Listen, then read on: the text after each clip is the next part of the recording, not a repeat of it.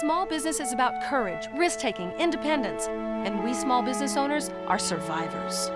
Everybody has an idea for a business, but how do you take that idea from mind to market? This is the place to learn. Small Business School with Hattie Bryant. It's a new kind of school. Together we'll learn about business from the inside out, from the people who've done it. We'll meet the men and women who are today's pioneers and quiet heroes. Their lives are the textbooks. Our classroom is the world.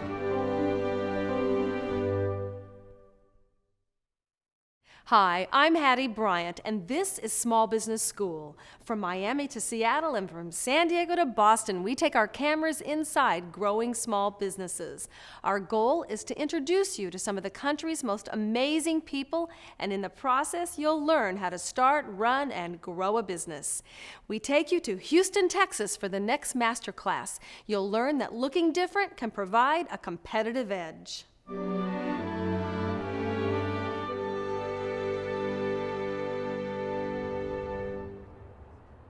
Our research told us that Mir Fox Rodriguez is a CPA firm, but you won't find the term CPA at mfrgroup.com. Here, accounting is done as a beginning point, not as an end in itself. Where our goal is always to be the best business advisor we can be and to really offer proactive service to the client. That if you create an environment where you let ideas flow, Right. then those ideas will kind of gravitate to where the best of the best is transpiring. We generally end up finding ourselves competing as much against the big firms as we do against other smaller firms. And quite frankly, in competing against big firms, we love it because obviously we believe, the same amount of talent, same qualifications. Our work is of the same caliber.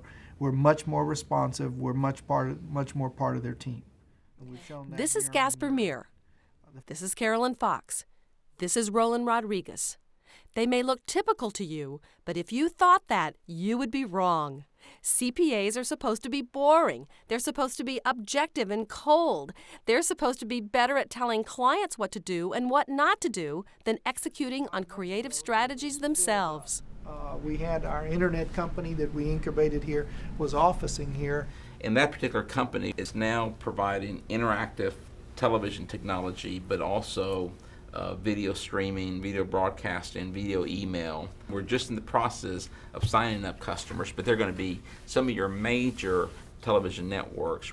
We do rely on one another quite a bit. You know, Roland has carried one aspect of what we're doing. It's more out there with some of the internet activity and the companies that we've worked with that we've launched off separately, and he has been totally focused and engrossed in that, and we have total confidence in him. He brings us up to date. He keeps us up to date on what's going on, and so he's off doing it. I have taken both an equity position and an active management role, and I'm still on the board of that company. We're not straying away from our core competence, and that our core competence happens to be, business, raising money, structuring companies. It's just that we've become what I almost sense as an incubator.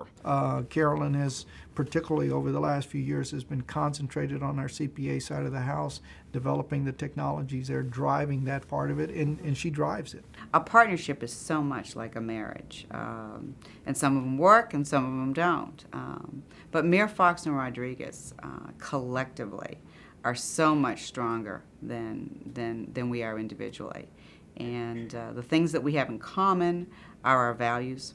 The number one priority is integrity, that we're honest. We're honest with each other, we're honest with our clients, and we're honest in what we do. We sell integrity. That's our work product.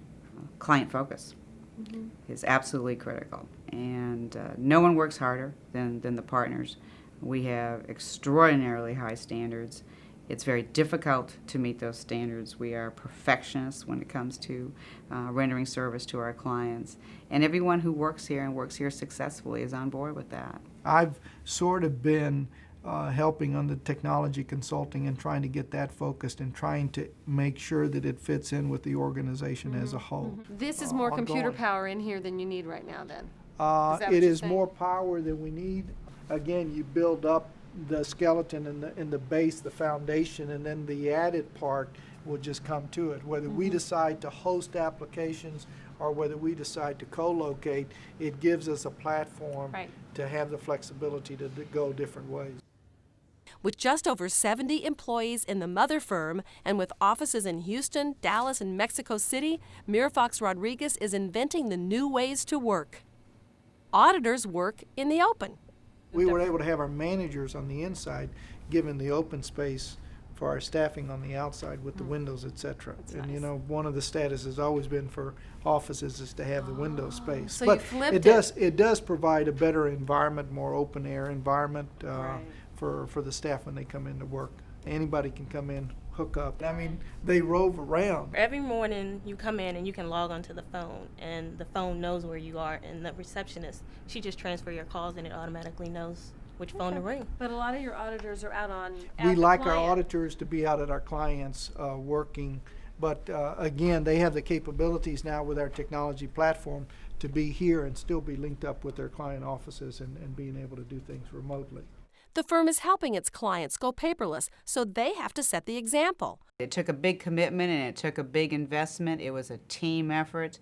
It took 5 years, and in March of 1999, as we made our final big push to be ready by January 2000, we had a big team meeting and we said, if we're going to finish this, we're going to need to go outside, hire some developers, get some programs written, and it'll mean that there will be no bonuses this year. We'll take our profits and we'll reinvest them in ourselves. We had 100% buy-in.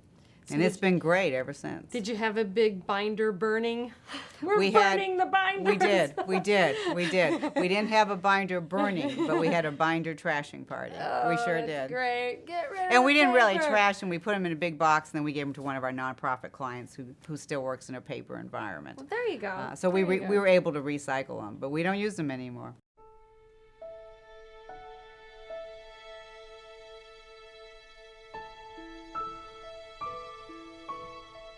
We had been working with one of the major international accounting firms. I had been with them for 18 years.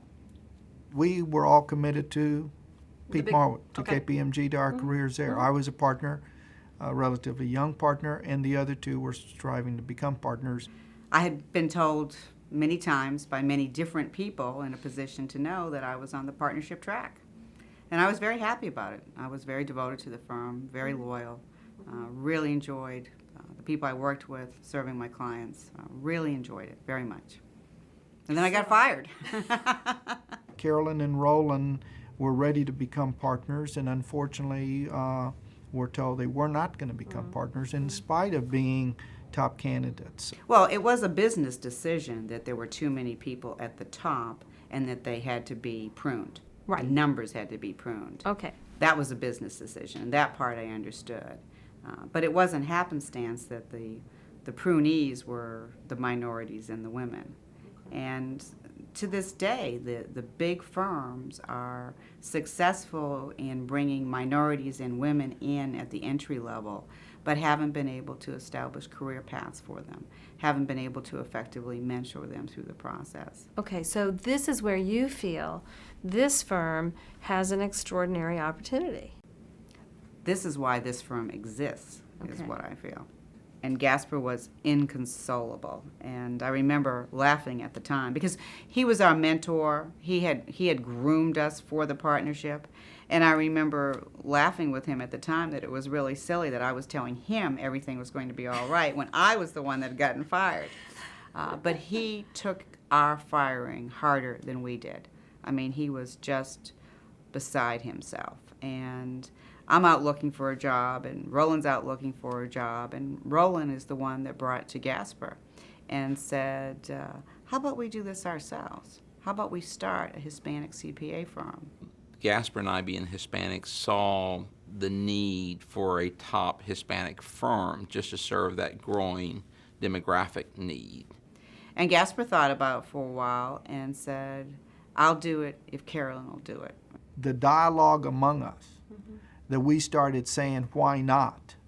And if not us, who? I There mean, you we had the qualifications, we had the experience, we had the relationships in the city. I was very involved, have been always involved in the city, and I saw the demographics changing. We saw the demographics changing. I think it was a blessing in disguise because, once again, we see some opportunities that while the big firms were re-engineering themselves or restructuring, that gave us ample opportunity in the marketplace to really go out and compete effectively.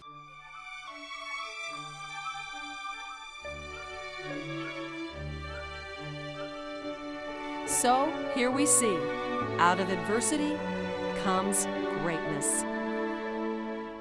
We started off with the idea that we were going to be a top CPA firm in the city. Okay, and so we had to establish the image of being a top CPA firm in the image. We had first-class space, first-class offices, first-class furniture, and went out to get top people.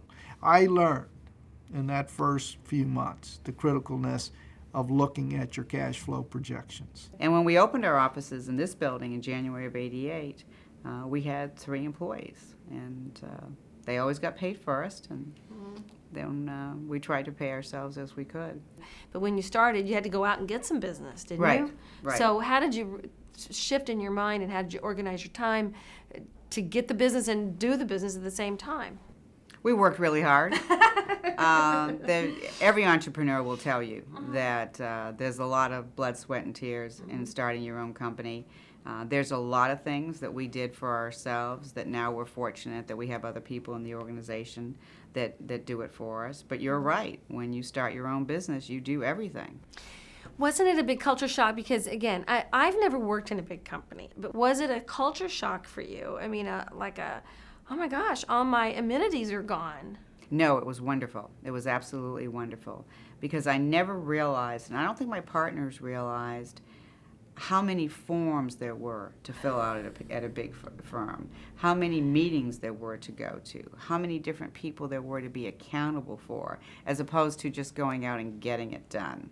So that kind of freedom that comes with the entrepreneurial office, which I think we've maintained as we've grown, that kind of incubator where you're free to think, to try new things, to recognize they didn't work and abandon them and go on and try other new things. Right. You can't do that in a big firm. No question about it relating to the entrepreneurial spirit in that, I want to be in control of my own destiny aspect.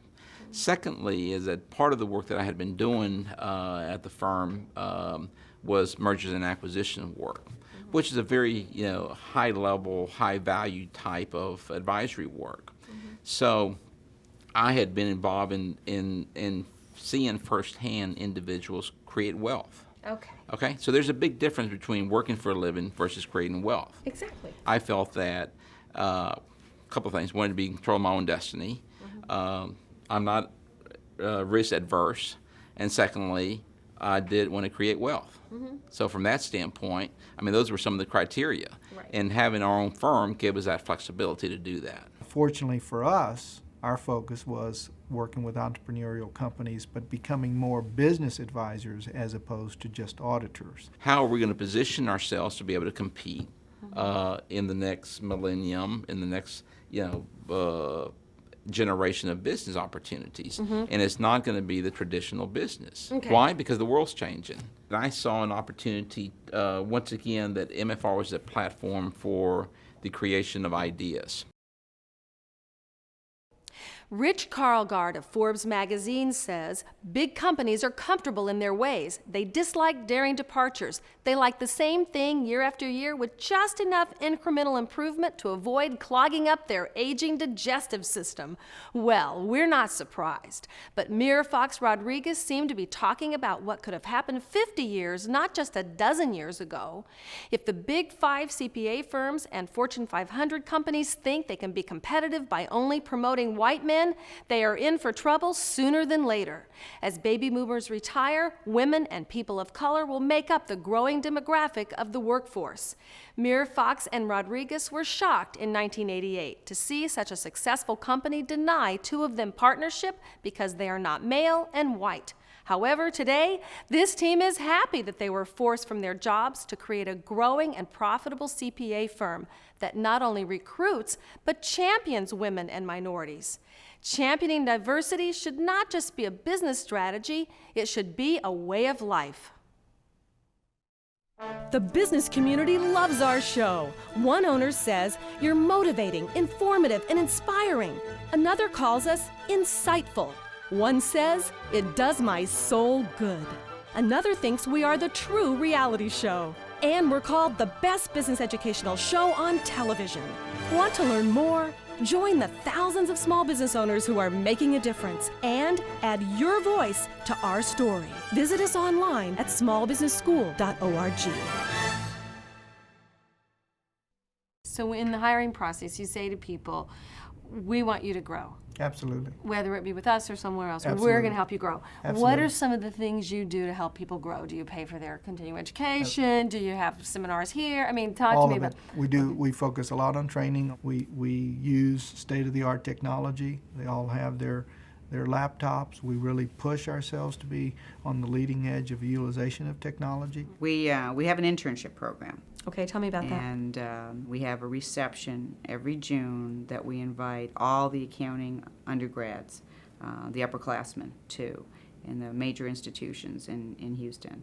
And we bring them in and we tell them our story, and we take applications to our internship program. We always have more qualified applicants than we can possibly have spaces for.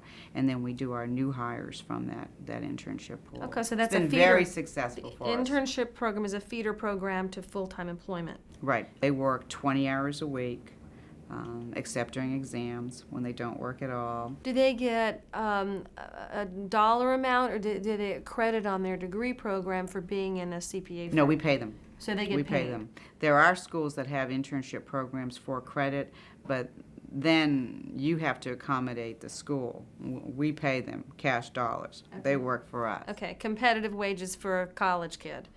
They make $15 an hour. Who manages this program? I'm thinking, oh my gosh, it's a lot of work. You know, to all these fresh new phases, you have to teach them a lot of things before they can actually start doing the work. You know what I'm saying? Yes, Because yes. this sounds like a lot of effort. Now I know it's paying off for you, but again, a smaller growing company might say, I don't have time to set up an intern program. I don't have time to deal with a whole fresh batch of interns every semester. Or is it for a year? Is it 2 semesters? It's 2 years. Oh, It's 2 years. 2 years. Potentially 2 years. So maybe that's a piece of truth. Maybe we need to encourage people to look at a longer and term relationship. They're going to be on our payroll for 2 years, and the investment that we're making is on that full-time professional after they graduate. Right. That's right. the investment that we're making. I mean, they are part of the corporate family. Okay. They have the same quality technology. The laptop that a brand new intern gets is the same laptop I have. And you can use it for school. And I can use it for school, so there's another benefit. Right. Okay. All right. Now, talk to me about these young kids, because a lot of folks They're our great. age. They're great. They're absolutely great. They're energetic. They're excited about what they do. They're like sponges. They want to learn everything that they can learn. They're demanding, very demanding. And they keep us young. Small businesses that are looking to establish an internship program have to approach that the way they do every other business dealing they have. Can you make it a win-win? You know what you want from the intern. What can you provide to the intern so that you both come out ahead? And that's why our program's been so successful.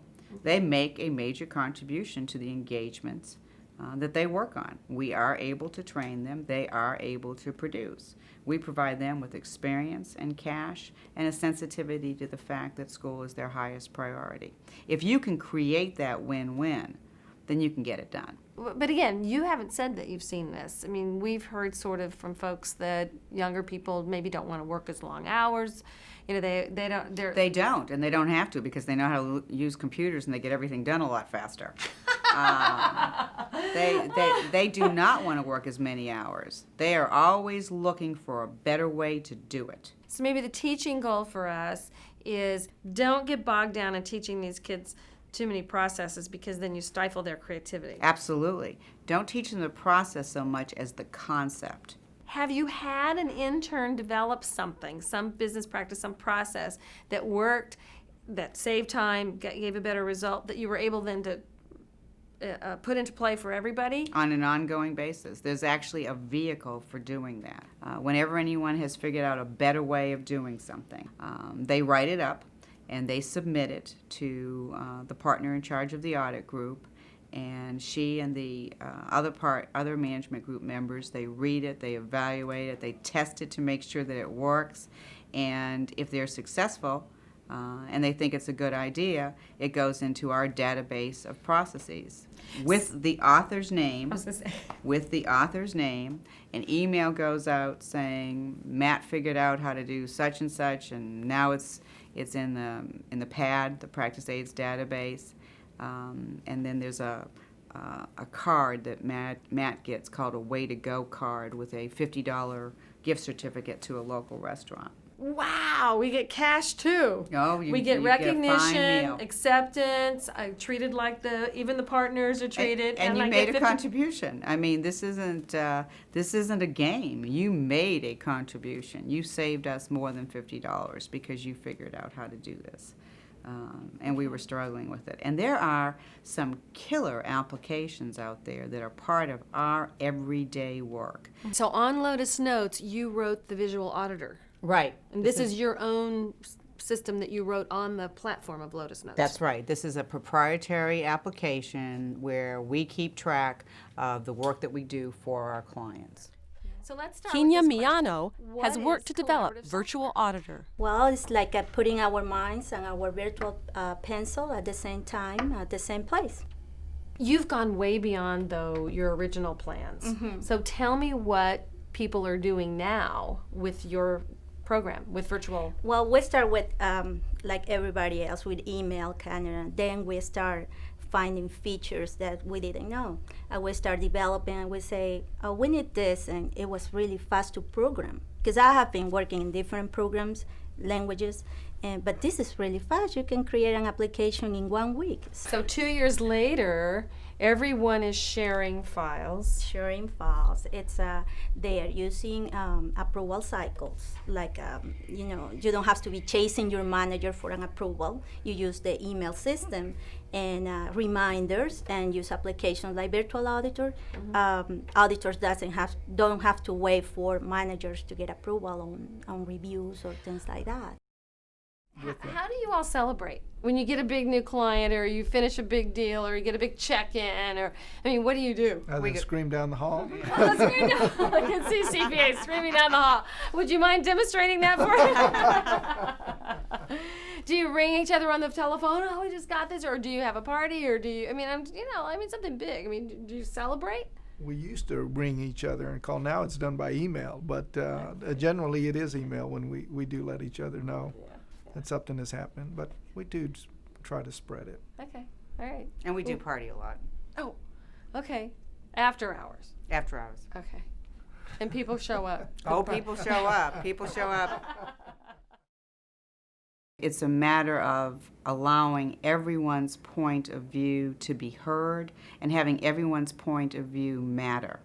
You have to really establish a corporate family. Just like you have a family at home that's very important to you, there's a notion of a corporate family, which means that you'll have squabbles, that you'll resolve those squabbles, and it means that you'll love each other. You really, truly love and respect each other.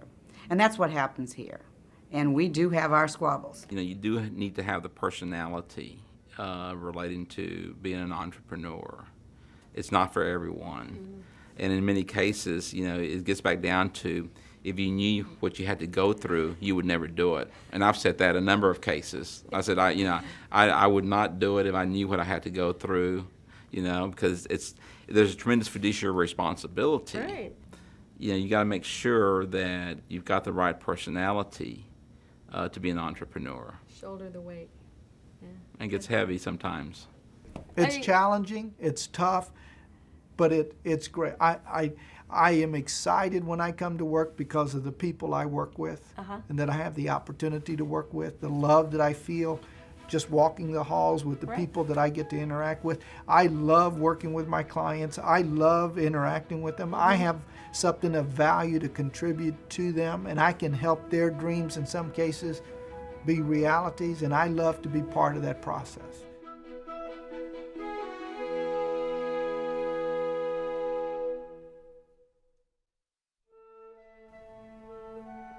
Championing diversity should not just be a business strategy, it should be a way of life.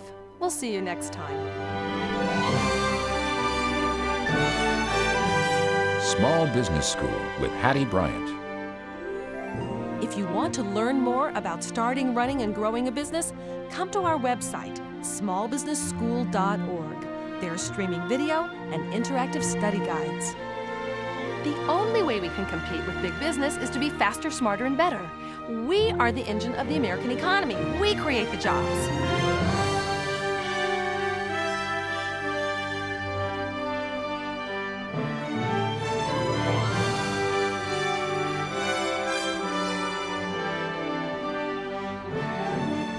Small business is about big commitment. It's about sacrifice and struggle.